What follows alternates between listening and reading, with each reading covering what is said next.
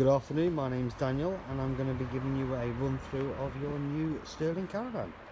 What we're going to do is do the outside first so I can show you where everything gets plugged into, then we'll go through the inside and all the controls.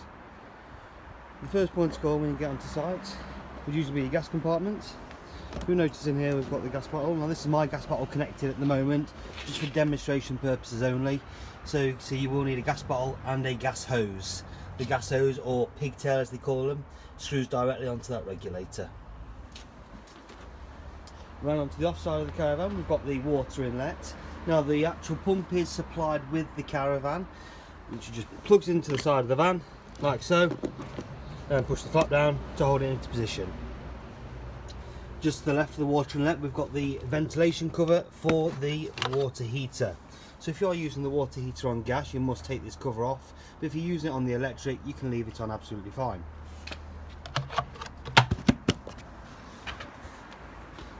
Just here we've got our electric area, so the mains cable plugs into there as you can see.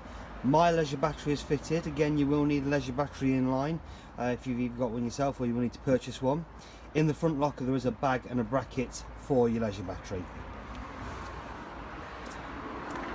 And then down here we've got our waste outlets. Now this is designed to take the 32mm grey waste pipe. I don't know if you've got any, but if not you will need to purchase some of that. Anything that goes down the sink plug holes will come out of one of those two outlets. Now on the back of the van you've got two corner steadies, one either side. For the purpose of a handover we only need one down for stability. And on the side of the van here, going around to the near side or the door side, we've got our toilet area. Now the top part is where you fill the toilet flush up, watering can or a jug, and pour it straight into there, approximately 7 litres of fresh water and the pink fluid if you want to use it. Underneath that we've got the cassette itself. At some point this will need emptying and a light will come on inside the Caravan to tell you when that is full. You've got two AA batteries there for that fill light. At the front of the van we've got an exterior Gas Bbq point. You can buy an optional adapter that goes into there that will allow you to put a hose onto it and run a Gas Bbq off the Caravan gas bottle. And then here this is purely just an exterior access locker door. To the right we've got an exterior 230V socket, and for the front corner steadies it's the hole just there. That's everything on the outside.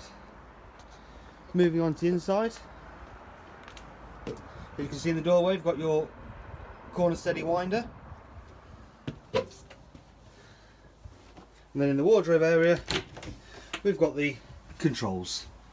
Now on this control panel we've got two areas. We've got the electric 230V point and then the 12V point. So when you are driving along, ideally you want that on the car setting to allow the power to come from the car and charge the leisure battery and the fridge while it's in transit. When the van's in storage, make sure that switch is in a middle position. That'll prevent it from draining your battery down. And then when you're on site using the Caravan, you want it on van position. Just here we've got our water pump switch. Down is on, up is off. So that's got to be turned on for the taps to work. And underneath we've got our main trip switches. We've got a space heater switch. Now this has got to be turned on for the electric heating to work in the van. Water heater, so that's the immersion heater on the electric hookup only. And battery charger. Let's demonstrate the charger working. If I turn that off, you'll notice my battery voltage has gone down. Turn it back on again and the voltage has jumped straight back up. So when you are on an electric hookup, that will be charging your leisure battery.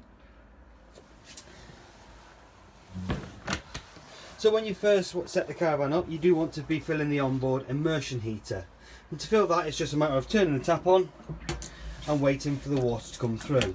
And all you're doing here is filling the 10 litre immersion heater from the barrel outside, waiting for a steady flow of water. You can see from the steam there it's hot already. That's only because I've had it on for demonstration purposes. The cold comes straight from the barrel, straight through the tap. So that's what you're looking for, a nice steady flow of water. And once you've got that steady flow, you can turn the water heater on just in there. If you are wanting to turn the water heater on electric, over on this side there's a switch that says Ultra Store with a flame on it. That's the that's the gas water heater. The gas water heater, all you have to do is turn that like so. There is a very faint green light just there, as you can see, and you can adjust the temperature by turning the dial. Now after a few moments that green light is going to go red, and the reason for that is the cover on the outside is fitted. You must take that cover off for it to work on gas. Another reason it would go red is if your gas bottles run out. Now to the left of that we've got another switch. Now this switch is for the electric heating within the caravan. So the electric fire runs on 500, 1000 or 2000 watts, depending on the ampage of your site, and obviously the higher wattage you're using, the quicker it warms up. The thermostat is the dial in the middle, like so. To allow the fire to warm up takes about half an hour, and what you want to do is turn your thermostat right up to get the fire nice and warm, and then when you've got heat kicking out of the fire we can put the fan on. Now this fan has an auto setting, which is the ideal one, so then that will regulate itself and that will disperse the heat from the fire through the vents around the van. You've also got a manual setting, and you can adjust the speed of it by turning that dial. In the middle the fan is off. Now the fire must be in the off position like that to allow the heater to warm up. So when you first turn the heater on, make sure that is in the off position, otherwise it will be cooling it down as it's trying to warm it up. To the left we've also got the gas fire. Now the gas fire is simple, you just turn the valve round, push it down and spark. Okay, very difficult for you to see, but down there is a pilot light. We'll just caught it just there, and again allow the fire to warm up and then you can put your fan on. So the heating system and the hot water system is very straightforward. On the opposite side we've got the fridge. Now caravan fridges have three separate power sources. Zero is off. If you want to have it on the gas, you turn it to the flame like so.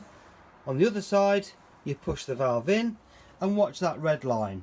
That red line will move up until it's in the green. Once it's in the green it's lit and you can release the valve, and that's now lit on gas absolutely fine. If you want to have it on the electric hookup, you just turn that to the plug, and if you want it on the car battery when you are driving along, it is the battery setting. It's a common misconception. People think the battery setting is the leisure battery of the caravan. It is not. It is only the car when you're driving, and it's designed to keep an already cold fridge cold in transit. The thermostat for the fridge is just there. In the height of summer you want it quite high. In cooler months you can have it halfway, so it's not using as much power. But other than that, it's a fridge. In the kitchen area we've got the cooker. It's got an electronic sparker, runs off the 12 volt, and as you can see if I turn the valve round, push it in, and there we go. Okay, very difficult for me to hold and click at the same time, but I'll do my best. There we go. This one is an electric hob, so you have got to be on electric hookup for that one to work. And also there is a cut-off safety switch within the lid, so if that's not all the way back it will not work, and if it drops down it will cut the gas off. I'll just demonstrate the oven and the grill to you as well. Grill to the right. There we go. There is supposed to be a gap in the middle. As you can see there is no holes in the burner. That's perfectly normal. And then we've got the oven down below. And there we go. Like any gas appliance, do hold the valve in for a second to make sure it is taken okay.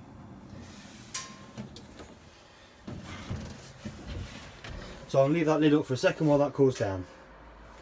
Now if we move our way to the front of the van, I can show you underneath the front seat the water heater itself. Now when you finish your holiday you are supposed to drain that water heater, and there's a yellow tap on the floor to do so. You lift that tap up vertically and that will drain the tank onto the floor outside. then you'd open all the taps in the caravan to let the air through the system. In the front drawer we've got an owner's manual for you, and then also the rest of the cupboards we've got a multi-directional digital TV aerial. That red light will go steadily lighter the stronger the signal. You can manipulate the position of the aerial by undoing the collar at the top, lift it up and turn it around. And the H just shows you that the aerial is currently at its horizontal position. If you were to turn this, you'll notice it goes red to V, and that's telling me it's now at vertical. So it's just improving the signal, and as you can see the light has gone brighter, and the reason for that, the signal has improved. Just remember before you tow the caravan to put it back down to horizontal, like so. Undo the collar, pull it down and point it forwards and make sure it's tightened back up. Okay, so that's the main appliances taken care of. If we just step into the bathroom, you'll notice we've got the cassette toilet. Now the toilet on this caravan is a manual flush. Before you use the toilet you have to open a trapdoor, which is a lever down the back just here, like so. The flush is a manual flush, so you just lift up and push down, and then a red light will come on just there when the cassette needs emptying outside. Close the cassette trapdoor when you're finished. The vanity unit, you've just got a hot and cold, as you can see, but then that also pulls out, hooks up there and doubles up as the shower. Now on the shower you need to remember that the hot water tank is only 10 litres. And the final thing to show you on the inside, in this front left hand cupboard you've got the CD radio, so press that one to turn it on. So there's your radio, press that one there, and that's where you can put the CD in.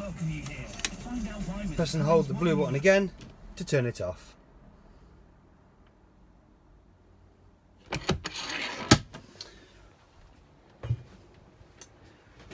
That completes the tutorial. If you do have any questions about the caravan, don't hesitate to give our customer support team a call.